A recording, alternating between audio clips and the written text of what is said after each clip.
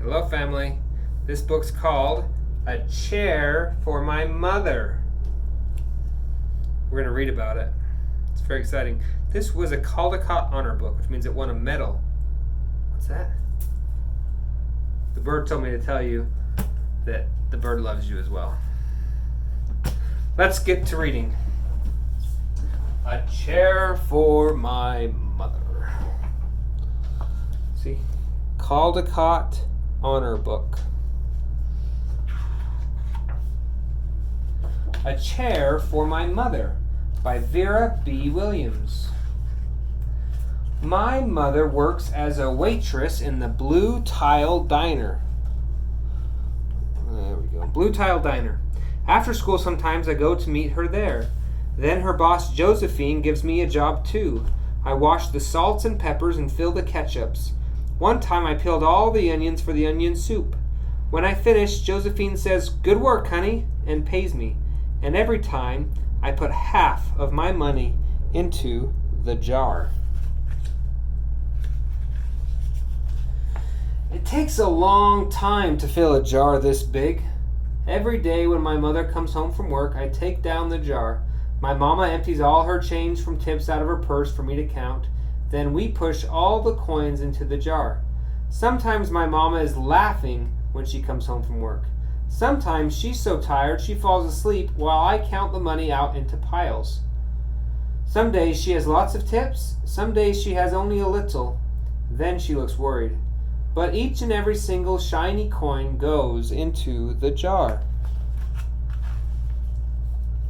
We sit in the kitchen to count tips. Usually Grandma sits with us too. While we count, she likes to hum. Often she has money in her old leather wallet for us. Whenever she gets a good bargain on tomatoes or bananas or something she buys, she puts by the savings and they go into the jar. When we can't get another single coin into the jar, we're going to take out all the money and go and buy a chair. Yes, a chair. A wonderful, beautiful, fat, soft armchair. We will get one covered in velvet with roses all over it. We are going to get the best chair in the whole world. That is because our old chairs burned up. There was a big fire in our other house. All our chairs burned. So did our sofa. And so did everything else. That wasn't such a long time ago. My mother and I were coming home from buying new shoes. I had new sandals. She had new pumps. We were walking to our house from the bus. We were looking at everyone's tulips. She was saying she liked red tulips, and I was saying I liked yellow ones. Then we came to our block. What color tulips does Mama like? Right outside our house stood two big fire engines. I could see lots of smoke. Tall orange flames came out of the roof. All the neighbors stood in a bunch across the street. Mama grabbed my hand and we ran.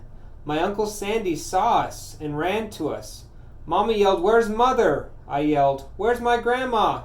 My Aunt Ida waved and shouted, she's here, she's okay, don't worry." Grandma was all right. Our cat was safe too, though it took a while to find her. But everything else in our whole house was spoiled. What was left of the house was turned to charcoal and ashes.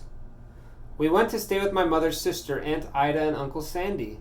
Then we were able to move into the apartment downstairs. We painted the walls yellow. The floors were all shiny, but the rooms were very empty. The first day we moved in, the neighbors brought pizza and cake and ice cream, and they brought a lot of other things too. The family across the street brought a table and 3 kitchen chairs. The very old man next door gave us a bed from when his children were little. My other grandpa brought us a beautiful rug. My mother's other sister, Sally, had made us red and white curtains.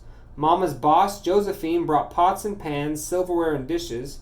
My cousin brought me her own stuffed bear. Everyone clapped when my grandma made a speech.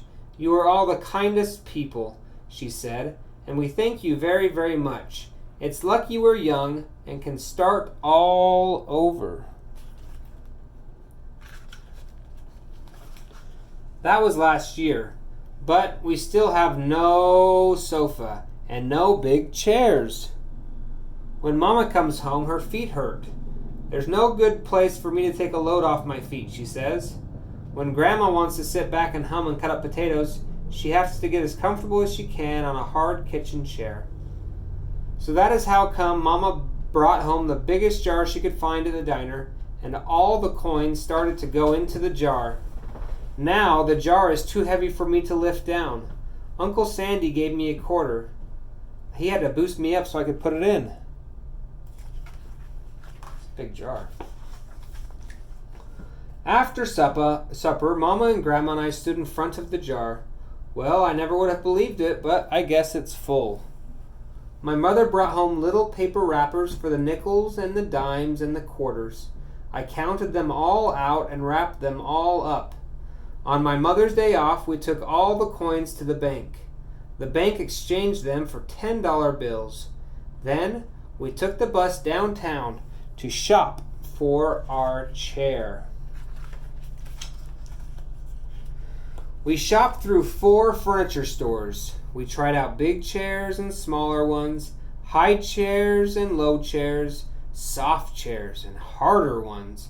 Grandma said she felt like Goldilocks and the 3 bears, trying out all the chairs. Finally, we found the chair we were all dreaming of, and the money in the jar was enough to pay for it. We called Aunt Ida and Uncle Sandy. They came right down in their pickup truck to drive the chair home for us. They knew we couldn't wait for it to be delivered. I tried out the chair in the back of the truck. Mama wouldn't let me sit there while we drove, but they let me sit in it while they carried it up to the door.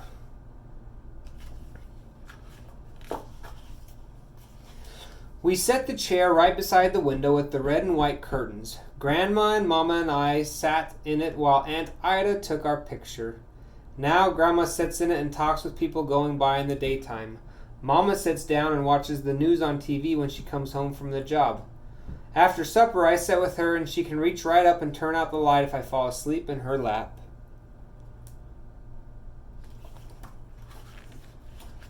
The end. All right, there's 2 really important lessons that my friend Blue Jay and I would like to tell you guys. So, Blue Jay, what did you learn from this? Oh yeah, let me turn to this page here and I'll show you.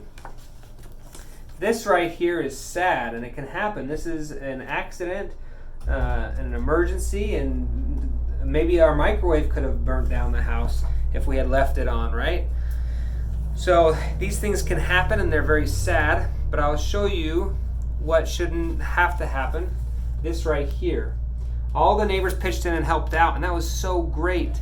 But if Vera's mother, who was a waitress, had just put aside that same amount of money for insurance on her property, then when the house burned down, she would have got all brand new stuff and they would have paid for it. So this is great, but you have to have insurance. Insurance helps keep you safe in case of emergencies. So lesson 1 is insurance is so important. Lesson number 2 that Uncle Sandy taught is they got that big nice chair finally, and they were stuck. How are they going to get it home? The answer, he had a pickup truck. So the second lesson that Mr. Blue and I would like to teach you is always have a pickup truck. You need a pickup truck. Those 2 things. Insurance, pickup truck. Love you guys.